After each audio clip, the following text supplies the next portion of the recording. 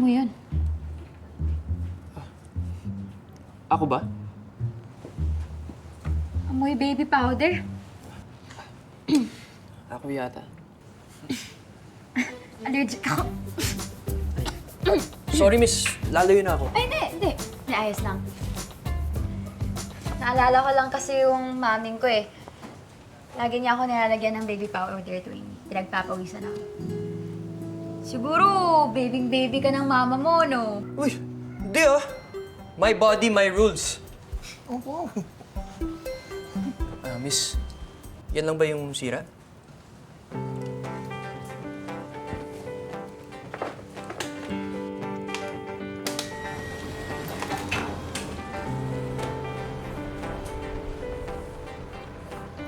Thank you.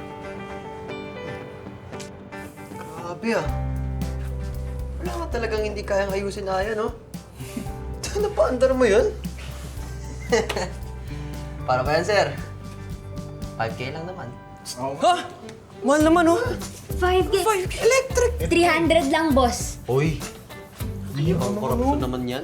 Doon na nga kayo. Sumama kayo dun sa rally. Kung gusto nyo, alis. 5,000. Pera! Hindi talaga. Talaga bang wala kang di kaya ayusin?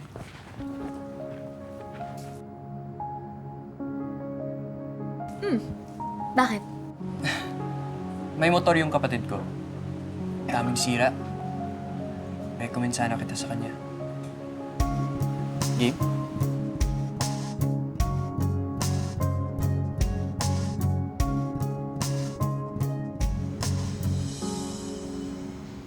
$10,000 to, Rusty.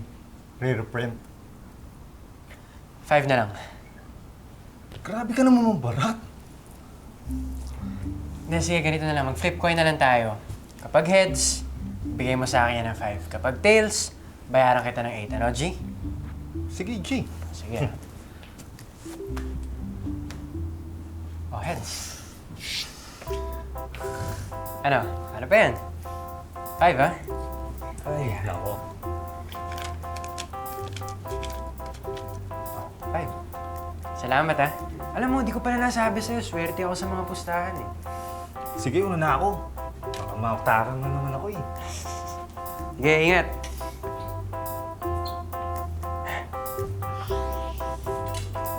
Rare print. Saan yung motor? Mamaya na. Pakilala muna kita sa kapatid ko. Aya, meet Rusty. Kuya, si Aya. Ang pinakamagaling na mechanic sa kabilang town. Ikaw? Teka, magkakilala kayo, kuya? Di ko kilala yan. At wala akong bala kilalanin niyang entitled na lalaking yan. Teka.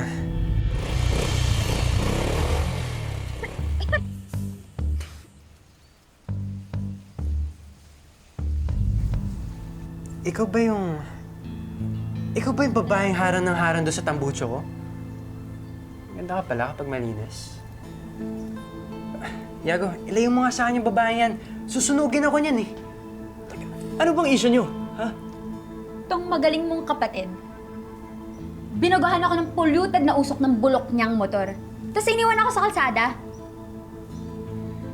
Alam mo, bagay sa'yo yung pangalan mo. May kalawang na yung utak mo. Paano kita hindi iiwan? Tingnan mo naman yung ugali mo. Nakakatakot ka magalit. Siya ba yung magpapayos ng motor? Oo. Maghanap ka ng ibang mekaniko. Kuya, abulin mo.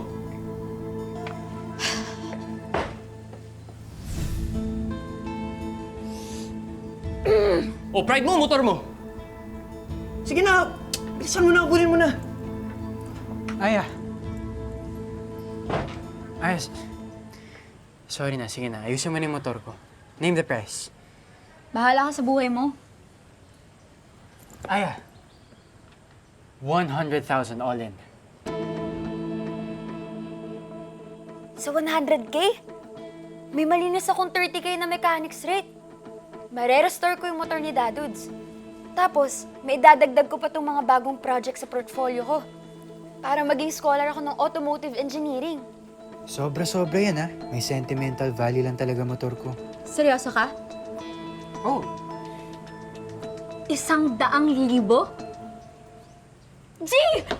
Ba't di pa sabihin ang hindi mo maamin? Ipauubaya na lang ba to sa hangin? Huwag mong ikatakot ang Una na ako.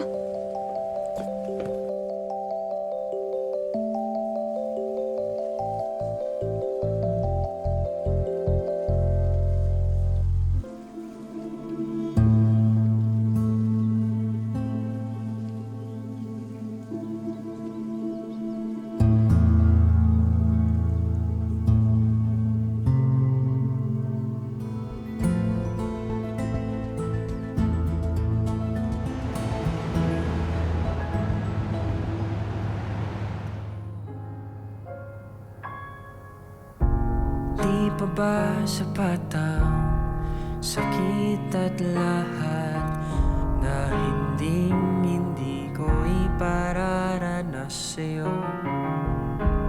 Ibinubunyag ka ng iyong mata, sumisigaw ng pagsinta, pati papatulan ang pagsuyong nagkulang.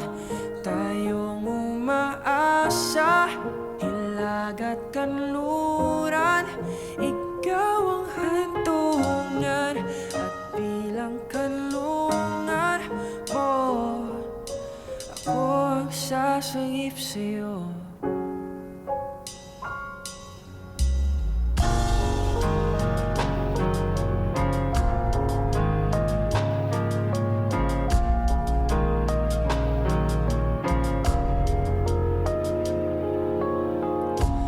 Saan nga ba patungo? Sige, subukan mong mangialam dito. Pag ako nasabugan na naman dito ng motor mo, sasabay kitang silaban dito. Ano ba nangyari dito sa motor mo? Bakit puro sira? Naaksidente ka ba? nag-slide yung motor ko sa kalsada bago tumama sa concrete barrier. Bakit? Itong motor mo lang yung puro sira. Ikaw wala kang galos, oh. Wow! Sabi ka naman, parang mas gusto mo pa makita wasak yung mukha ko eh. Ikaw na nagsabi niyan, ah. Di ako.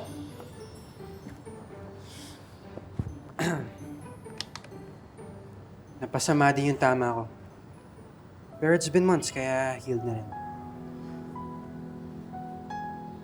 Lasing ka nun? Hindi ako umiinom, no? Kaskasero lang. Saan ka ba papunta nun at napakakamote mo naman mag-drive?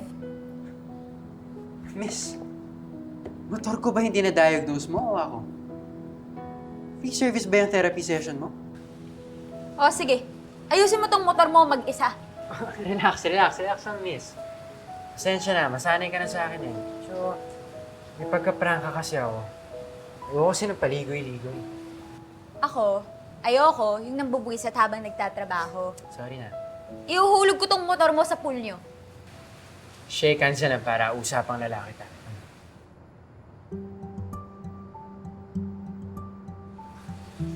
Nangaasar ka talaga eh, no? Pasabugan ko kaya ito ng super lolo. Grabe. Ang dami mo namang alam na ways para manakit.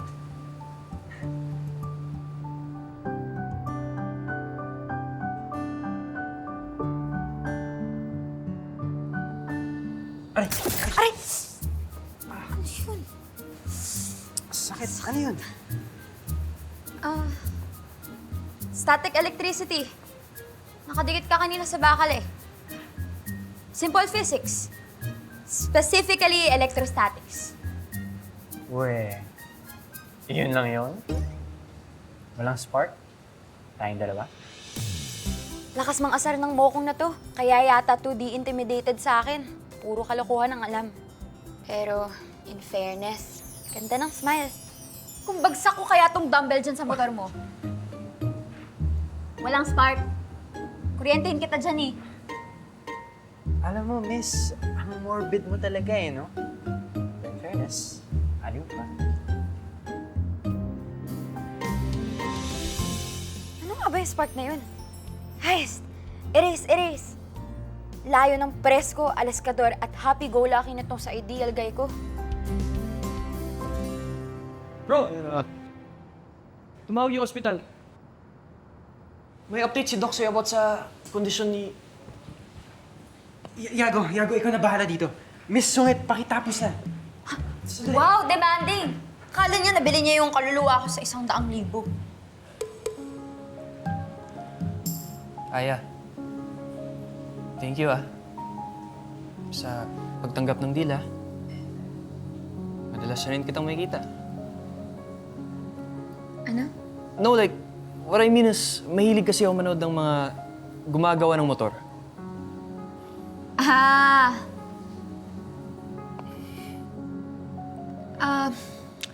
Ano bang meron dun sa hospital? Bakit ba madali yung kapatid mong umalis?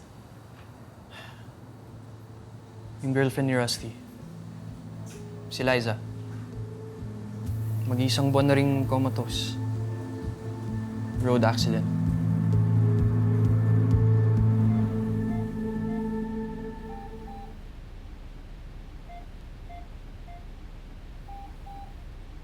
Doc, nagre-react ang mga mata niya sa ilaw. Magandang senyales ito para sa mga pasyente na may light coma. Hindi magtatagal, magigising na siya. And one more thing, Rusty. Hold Liza's hand.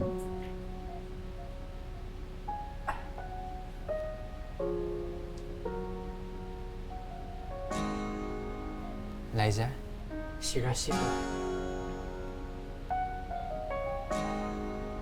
Doc, pinisil niya yung kamay ko. Liza, ako to si Rusty. Ha? May girlfriend na yung kumag na yun? At dahil sa kanya, nakomatos sa hospital yung girlfriend niya.